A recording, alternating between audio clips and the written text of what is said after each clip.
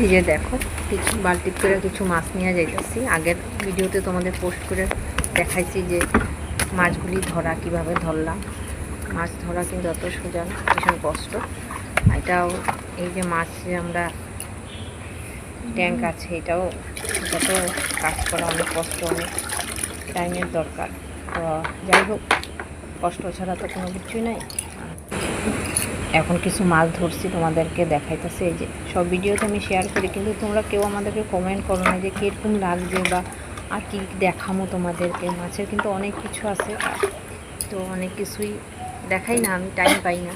তো কমেন্ট করলে নিশ্চয়ই দেখামো তোমাদেরকে।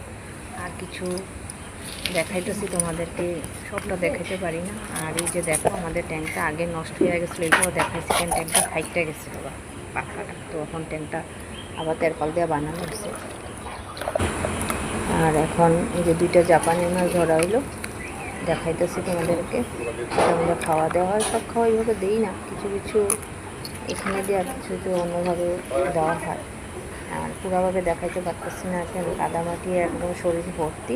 যাই হোক, তোমাদের কেমন লাগছে নিশ্চয়ই জানাবে। বাকি ভিডিও আবার নেক্সট ভিডিও আবার তোমাদেরকে নিশ্চয়ই দেখাবো করে।